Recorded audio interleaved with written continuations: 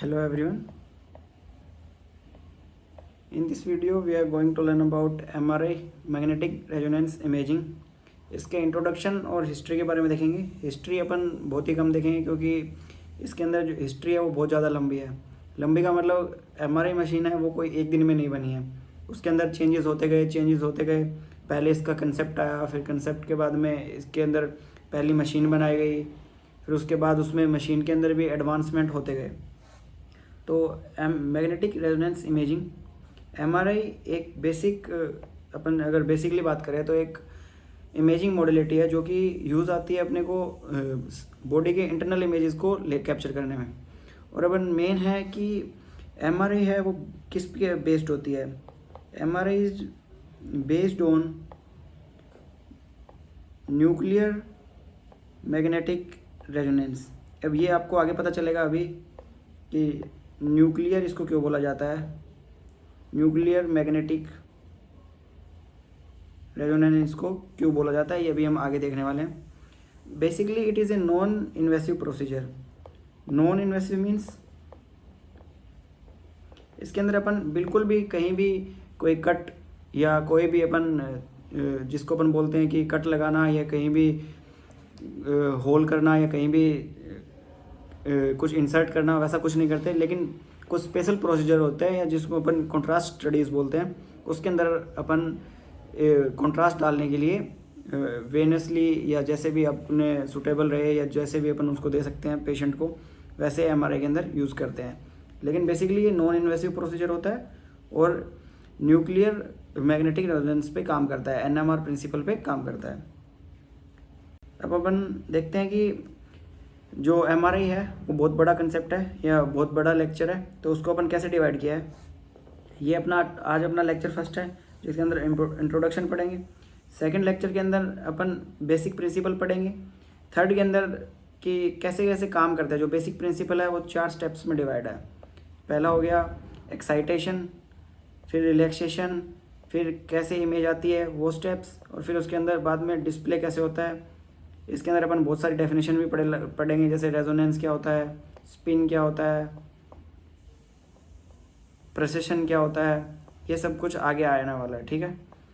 फिर component of MRI fourth lecture में T, time to echo, TR, time to reverse, IR, inversion recovery, ये भी अपन देखने वाले हैं। और लेक्चर इसके अच्छे खासे लेक्चर होने वाले हैं, मतलब अप्रोक्सीमेटली 10-12 लेक्चर होंगे, क्योंकि इसके अंदर अभी आर्टिफैक्ट भी ऐड करना है। आर्टिफैक्ट भी होंगे, एडवांटेज और डिसएडवांटेज भी होंगे MRI के, और भी बहुत चीज़ें हैं, कॉन्ट्रास्ट स्टडी हो गई। ये इसके बेसिकली मेन जो इसका कंटेंट रहने वाला है। लेकिन अभी अपन फर्स्ट लेक्चर में बस बेसिक इंट्रो देखने वाले हैं। तो ये अपना यहाँ से अपना स्टार्ट हो जाता है content. MRI magnetic resonancing imaging, resonance imaging is a non invasive procedure, non invasive technology बोल सकते हैं अपन, जिसके अंदर अपन कोई भी कट या कोई भी इंसर्ट कुछ नहीं करते अपन। दैट प्रोड्यूस 3 डायमेंशनल MRI है वो 3D इमेज प्रोड्यूस करता है। It often used for disease detection करता है, डायग्नोस करता है, और ट्रीटमेंट की जो मॉनिटरिंग होती है। ये नहीं है कि इससे अपन कुछ ट्रीट कर सकते हैं, इससे बस अपन जो कोई भी डायग्नोस करना है अपन इससे बस डायग्नोस कर सकते हैं, या जो शरीर के अंदर कोई भी कैंसरस सेल्स या कोई भी अनयूजुअल जो सेल्स है उनका पता कर सकते हैं। अब अपन देखते हैं रेजोनेंस क्या होता है। Resonance whenever two different energy level exist in a physical state या फिजिकल सिस्टम। इसको अपन हिंदी में देखें या सिंपल में देखें तो जैसे कोई भी दो, ये एक फिजिकल स्टेट है, जैसे ये हाई एनर्जी लेवल है, ये लो एनर्जी लेवल है। तो जो इस स्टेट के अंदर, जो इस फिजिकल सिस्टम के अंदर जो एक्सचेंज ऑफ एनर्जी होगा या जो एक्सचेंज या ट्रांजिशन ऑफ एनर्जी होगा, उसी को अपन रेजोनेंस बोलते हैं। और रेजोनेंस का बहुत बड़ा योगदान है या बहुत बड़ा कंट्रीब्यूट है इसके अंदर, वो अपन आगे डिटेल में देखेंगे। तो अगर अपन डेफिनेशन की बात करें तो अपन डेफिनेशन क्या लिखेंगे, MRI is a technique that use a magnetic. MRI के अंदर क्या होता है, थोड़ा लिख देते हैं अपन। MRI के अंदर मैग्नेटिक प्लस इसके अंदर होता है रेडियो वेव्स। रेडियो वेव्स का यूज़ करते हैं अपन। किस चीज़ के लिए?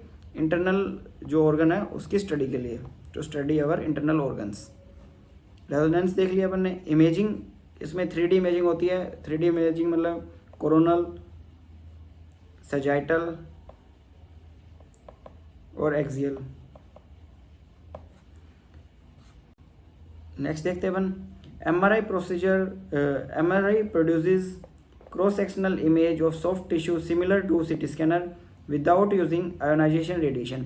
अब MRI और CT में बेसिक या जो सबसे मेन डिफरेंस जिसको बोल सकते हैं अपन वो क्या है? MRI के अंदर मैग्नेट यूज़ होती है या अपन मैग्नेटिक फील्ड बोल सकते हैं, और CT के अंदर आयोनाइजिंग रेडिएशन जिसको अपन एक्सरे भी बोल सकते हैं। MRI है वो थोड़ा एक्सपेंसिव है, CT है वो थोड़ा चीपर है। मेन डिफरेंस तो इसमें ये आ गया कि MRI के अंदर मैग्नेटिक फील्ड और रेडियो वेव्स दोनों यूज़ होती है, और CT के अंदर सिर्फ एक्सरेज यूज़ होते हैं। MRI make use and magnetic property of certain atomic nuclei. अब अपन ये देखने वाले हैं कि MRI कैसे प्रोड्यूस की जाती है, या MRI की इमेज है वो कैसे प्रोड्यूस होता है। मेनली जो ह्यूमन बॉडी है वो 70% या 70% वाटर से बना हुआ है। तो मतलब क्या हो गया कि अपनी बॉडी के अंदर वाटर मतलब हाइड्रोजन एटम, हाइड्रोजन एटम के पास प्रोटॉन, हाइड्रोजन एटम के जो आयन होते हैं उसके पास एक सिंगल आयन होता है, उस आयन को अपन एज ए प्रोटॉन कंसिडर करते हैं। प्रोटॉन, अब इसमें मेन होता है कि प्रोटॉन से ही सारी इमेजिंग अपनी ली जाती है। प्रोटॉन ही है वो जो अपना मैग्नेटिक फील्ड है उसके साथ अलाइन करेगा, एंटी पैरेलल अलाइन करेगा, या अपन उन्हीं प्रोटॉन को एक्साइट करके उनसे जो एनर्जी या उनकी जो रिलीज्ड एनर्जी है वो अपन कैप्चर करके उनको, उनसे अपन इमेज प्रोड्यूस करने वाले हैं। How do protons help in MR imaging, ये अपन अभी पीछे जैसा जो भी देखा वो थोड़ा और अच्छे से समझा गया। Protons are positively charged and have rotatory movement called spin. Proton है, हाइड्रोजन जो अपन ने आयन देखा तो इसको अपन प्रोटॉन कंसिडर करते हैं, या इसको अपन प्रोटॉन भी बोल सकते हैं। तो इसके पास पॉजिटिव चार्ज होता है और वो अपनी एक्सिस पे जो रोटेट करता है उसको अपन स्पिन बोलते हैं। Any moving charge generate current, कोई भी अपने को 8th क्लास से में अपने को बताया गया था कि कोई भी मूविंग चार्ज है वो अपने साथ चार्ज प्रोड्यूस करता है, या जो मूविंग चार्ज है वो करंट है वो जनरेट करता है।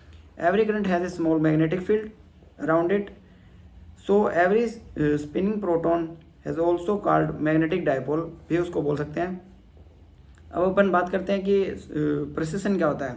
ये जो आपको डायग्राम दिखाया गया नीचे, ये XY प्लेन पे, ये अभी आपको समझ नहीं आएगा क्योंकि XY प्लेन अभी अपन आगे देखने वाले हैं कि Z एक्सिस पे Y एक्सिस पे क्या क्या होता है। Spin is rotation of proton around its own axis, while precision is rotation of its own axis under the influence of external magnetic field। Spin के अंदर जो प्रोटॉन होता है वो बस अपनी एक्सिस पे रोटेट करता है, लेकिन जब अपन उस प्रोटॉन के ऊपर मैग्नेटिक फील्ड अप्लाई कर देंगे उसके बाद वो प्रोटॉन स्पिन के साथ साथ एक कोन शेप की जो कोन शेप है वो फॉर्म करेगा। तो इसी को अपन प्रिसिशन बोलते हैं। ये अपन नेक्स्ट वीडियो में डिटेल से भी देखने वाले हैं क्योंकि ये स्पिन और प्रिसिशन दोनों अपने को बार बार मिलते रहेंगे आगे तक। The number of precision frequency, the number of precision of photon per second is called precision frequency. It is measured in हजार्ड, it is measured in hertz. Hertz is a quantity. Precision frequency is directly proportional to the strength of external magnetic field.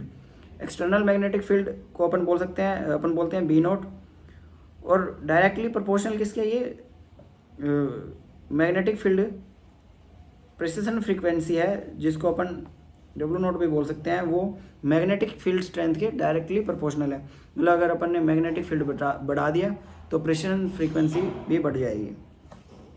अब इसका आप देख सकते हैं कि precision frequency है वो अपने को बताई गई है। हाइड्रोजन प्रोटॉन 1 टेस्ला के लिए 42, 1.5 टेस्ला के लिए 64, 3 टेस्ला के लिए 128 मेगाहर्ट्ज होती है।